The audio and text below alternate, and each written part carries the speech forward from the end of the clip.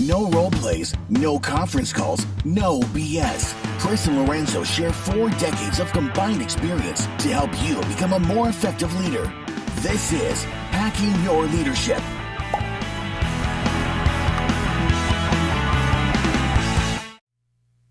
Welcome to Hacking Your Leadership. I'm Chris. And I'm Lorenzo. And Lorenzo, on this episode, I want to talk about Roblox. Have you heard of that before? I have heard of that before, yes. They got pretty big in my household during the pandemic when my children would have had zero social interaction in the latter part of 2020 if it weren't for their iPads with their Roblox apps. That was how they primarily talked to their friends and were able to kind of maintain their social circles when everything shut down. The reason I want to talk about them on this episode is, we've talked a lot about remote work and hybrid work and in-office work and the tough decisions that a lot of companies are trying to make with regard to what is right for their business. Is it right to have employees remote or hybrid or in office? And there is no magic bullet here. Like there's no right answer that fits for every person and every organization. Everybody kind of wade this water themselves. But Roblox in particular, the CEO of the company put out a letter to the employees of Roblox just a couple days ago that outlined their plan for returning to the office. And other companies have done similarly. Some have done it well and some have not done it well. But I want to highlight the Roblox CEO's plan and the letter that was sent to all the employees as an example of the right thing to do. This is probably the best example I've seen of a company who has decided to return to the office and laid it out in a way that is, I think it is as in touch with the current culture of the American workforce as any I've seen. And I want to talk about a few elements of it specifically. It is long, and we'll link to the entire text directly to their site in the podcast description if you want to read the whole thing. But there's some specific things I want to go over in the podcast that I think make it a good article. Have you read this yet? I have read the article, and I agree. I'm glad that we're talking about it. I think that there's a lot of things in here that just outside of just the context of the conversation around kind of returning to office, just the communication that's done the way it's done, I think is really, really good for us to talk through. The 3 elements I want to talk about, and I know we love kind of alliteration here on Hacking Your Leadership. There are 3 Ps that kind of come to mind when I see these 3 elements. There is a personal experience that is grounded in potential. I want to talk about a plan that prioritizes the employee experience without compromising the outcomes. So this is the stated goal that we're going to do, and this is the best way to put it in place without compromising that, but with regard to the employee experience. And then the third thing is kind of a more of a nuanced element, which is just permission. He's giving employees permission to do what's right for them. There's a paragraph that I want to read from the letter to the employees. It says, "I personally hoped that for our culture and our type of work, it might be possible to imagine a heavily hybrid remote culture. But there was a pivotal moment for me when we had our first post-quarantine in-person group gathering. Within 45 minutes, I came away from 3 separate conversations with spontaneous to-dos and ideas to put in motion, something that hadn't happened during the past few years of video meetings." I liked this because in a lot of organizations, a return to work mandate or a return to work plan is viewed by a lot of employees as, the leaders just want to keep an eye on people and make sure that they are working, make sure that they don't believe that we can get our work done at home. They want to be able to keep an eye on us in the office. That's what they're used to. They're not taking into account what's best for us.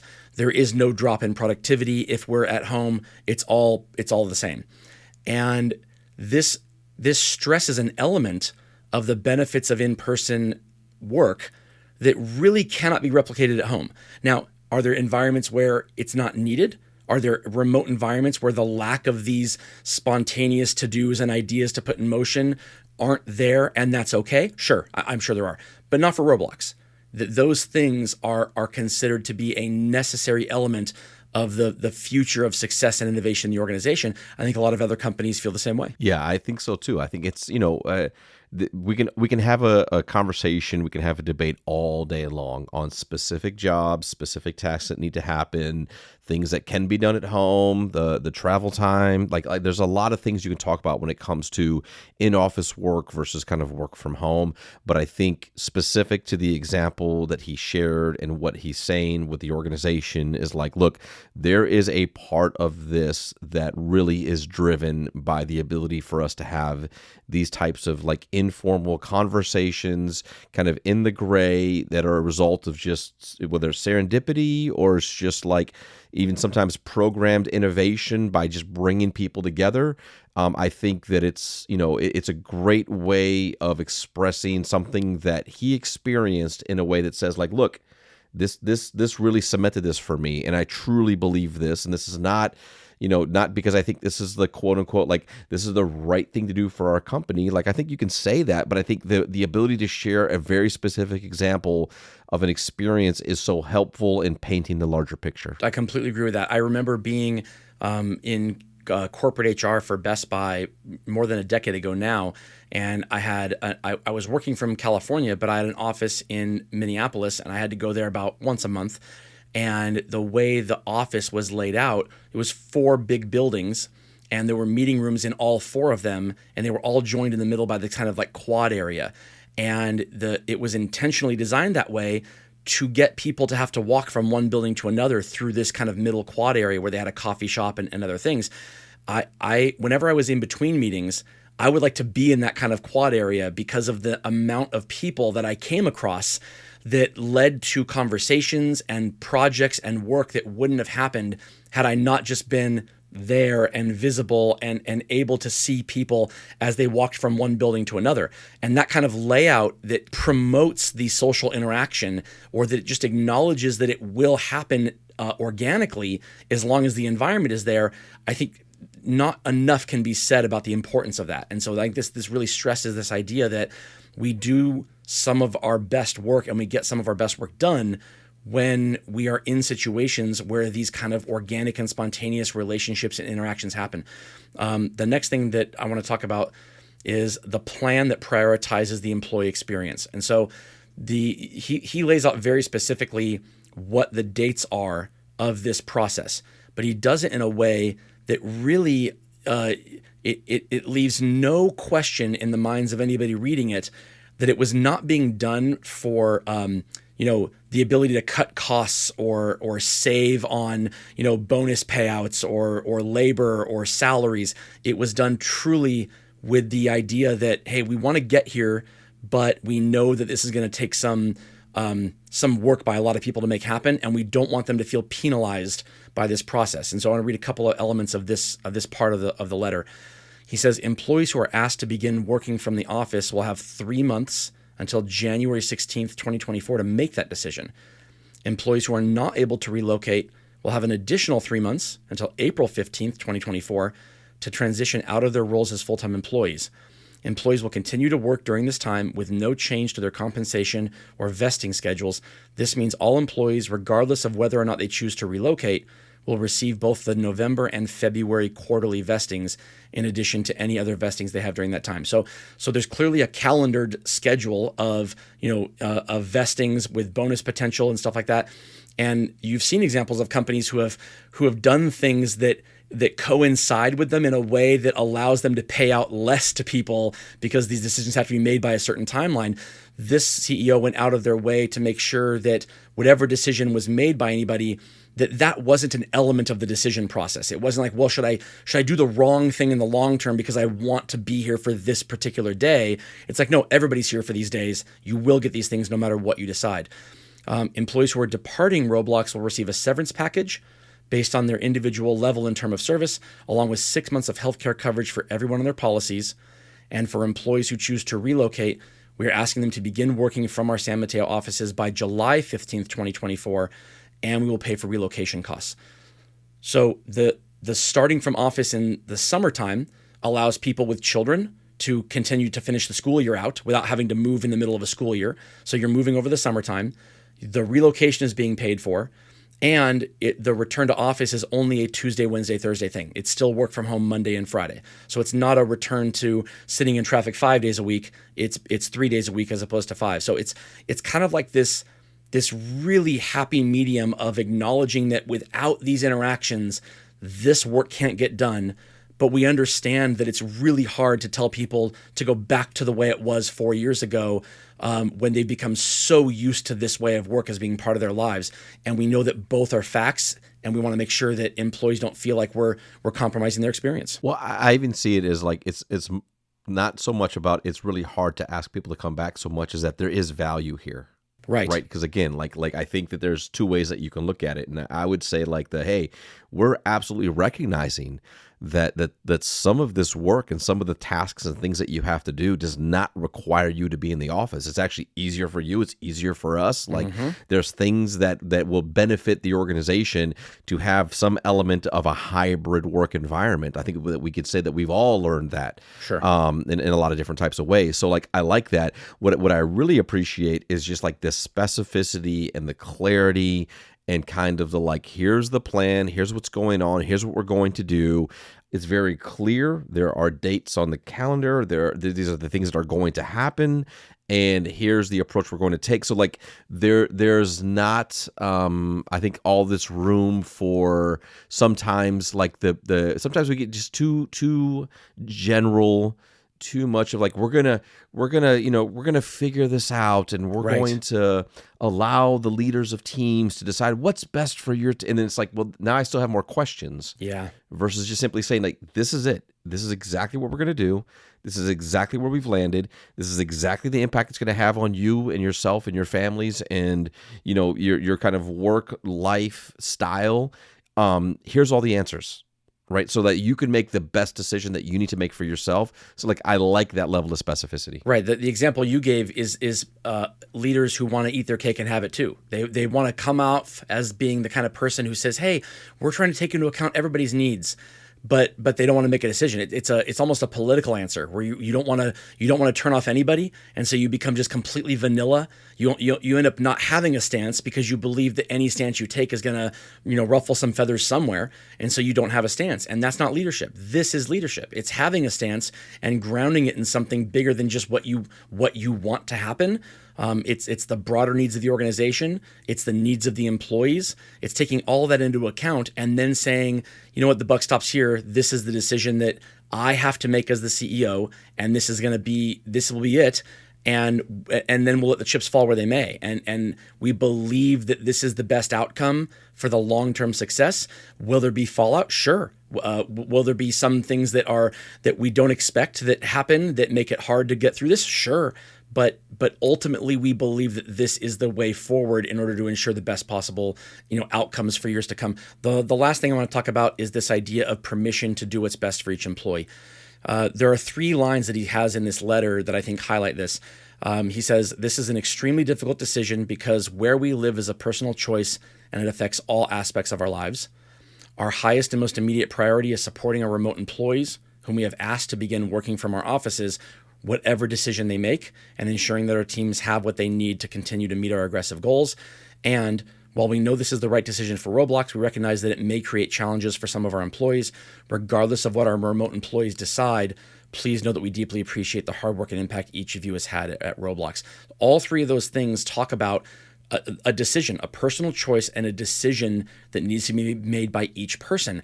And I think not enough is made about this idea of giving people permission to do what's right for them. I even think it too sometimes, the idea that I don't need permission to do what's right for me. I know I can do what's right for me. But hearing it being said, it lands differently than if I just think I think I know what my options are. Hearing that from a leader that I have this decision to make and it's on me to make, it's a different listen than just kind of feeling like I know it in my heart. Yeah, I think it's important for leaders to say that from time to time. I've been a part of teams in the past where it's look, things need to change. Whether I'm the new leader, we have new expectations. Things are going to have to change here. And that means that as leaders, we're going to have to show up differently. And I want to recognize that that might be more work than we're used to. I want to recognize that there might be skills here that are necessary to be successful that some leaders won't have. I want to recognize that there might be a history of relationships when it comes to leading a team that you've been leading for a long time, that you might not have the equity needed to move a team through change. And while I want everyone and I want all the leaders to be invited to take this journey and to do this level of work, I also understand that some people won't. Some people will choose that this is not the right work they want to do. Some people will choose that this work is too hard. Some people will choose that, and say, like, maybe I don't have the skills necessary to be successful. And that doesn't make you a bad person. That there's something that's going to happen, and I want to help work you through those things if they come up. I want to give you permission to say, hey, I'm struggling. This isn't the work for me. I don't know that I can do this. Let's have that conversation so I can best support you in whatever those endeavors might be if they're not going to be here with this team. And I think that's really clear what he's saying in this letter as well. Is like, look, I want to thank you all for the work that we've done, and I want to invite you all to take this journey with us, but I also understand that it might not be for you, and there might be reasons why this is not going to work, and that's okay, and we have options, and we have timelines, and we want you to feel and understand exactly what's going to happen with your investments, with your money, with your salary. Like, here's all the answers to all these things so that you can make the best decision for yourself and for your family. And we're not going to judge you for it, and we're going to thank you for your work. But that's a decision that you have to make, not us. Like, we're telling you what we're going to do. You have to decide if that works for you or not. Yeah, I think it's so important, because if you just saying everything else the same, but not saying that, I think there's this element that people put on themselves where they think whatever's being asked of them, if they can't do it, they view it almost as a personal failure. And I think that leads people to sometimes make the wrong decisions for themselves. I know people who have taken promotions that in their heart, they probably knew they weren't prepared for, but because of all the hype around them getting the promotion, they didn't feel like they could say no to it. They didn't feel like they could decide to just stay in their current role and not take whatever that promotion was. And that promotion ended up burning them out, because it was so stressful, that type of work, compared to what they were doing before. They ended up going from loving their job to not loving their job anymore. That is really tough not to do if with pressures from society and family and friends and peers, and just the pressures we put on ourselves to feel like that what our own definitions of success are. And so if we are defining success in a way that says we need the buy-in and approval of other people, and whatever their definitions are, we need to meet those definitions as opposed to whatever it is for ourselves.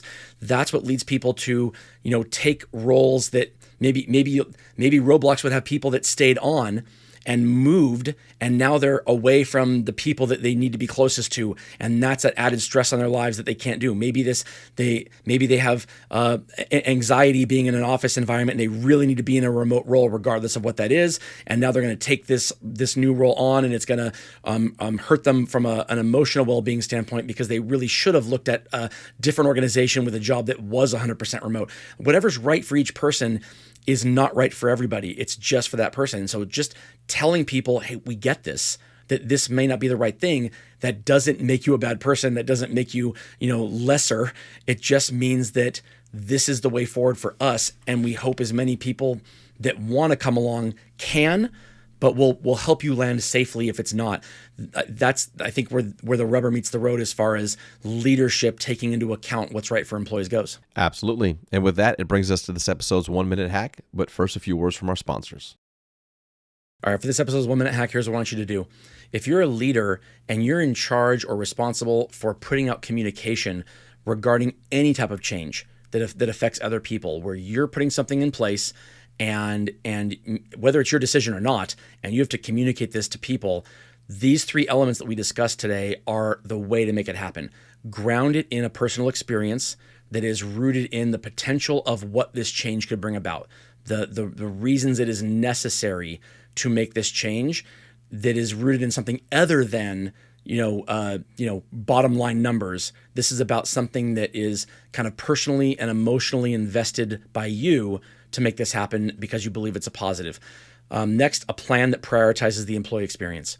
So look through all the high level and the details of what this change means for your employees, and make sure that it's communicated in a way that takes that experience into account and that doesn't open the door to people thinking that the decision was being made without them in mind, or without understanding that this will impact them.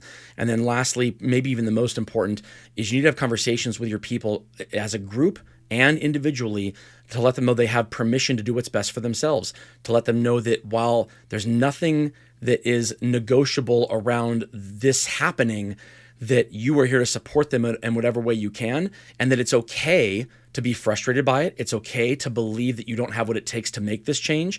It's okay to believe that you may not succeed. It's okay to opt out and to say, you know what, this really isn't right for me. What are my other options? And that's also okay. So giving people permission to just make this decision in a way that prioritizes themselves, I think is really important to any type of communication around high-level change. If you do these three things, I think you're more likely to have employees who give their best faith efforts into helping move the plan forward, even if they're not going to be a part of it long term. Yeah, I think it's a great 1-minute hack. And again, I know the context of the dialogue was just around like the work from home and the letter, but I think from a communication standpoint, what you highlighted is so important because change is happening all the time. And I think what really creates anxiety within people around change is some of these things like, is it okay for me to be anxious and frustrated about the change? What exactly what's the plan that's going on here? And is my leader, sharing their authentic and genuine feelings about the change and why this can matter and how this would have an impact? Like these are the things that when we talk about culture and building teams around being very adaptable to what's going on and flexible in environments, these are things that you really have to have intention in, and it's really, really important to kind of think through before you communicate it out. Right. And the last thing I want to say about this too is if you're trying to put a plan in place that prioritizes the employee experience, this is not something, if you're the one responsible for making the plan, this is not something you can do alone. The attention to detail in this letter would be impossible for a C-suite to do alone. This was clearly influenced by people who are closest to the employees, by middle management leaders, by people who could look at what this plan was and say, what about this? What about that? They could pick it apart. They can add things like, wait a minute, if people leave at this day, what does that mean for their stock investments? Oh, if people are expected to be moving in February, what does that mean for the potential of their kids in the school? Do they get to move? Like all of these little elements that really make this the plan that is as perfect as can be couldn't be done by one person. You need to have a lot of people, a lot of eyes on these plans that can really think about the fact that the devil is in the details, and that whether or not it lands well and whether or not it actually does prioritize the employee experience is dependent on having the employee voice involved, because the day-to-day work of the CEO and the C-suite is a very different day-to-day work than the people that this is going to be impacting. Those people need to be involved in the process if you want to make sure that the outcome is right. Otherwise, it will just come off as, out of touch. Absolutely. And with that, it brings us to the end of this episode. This is Hacking Your Leadership. I'm Lorenzo. And I'm Chris. And we'll talk to you all next time.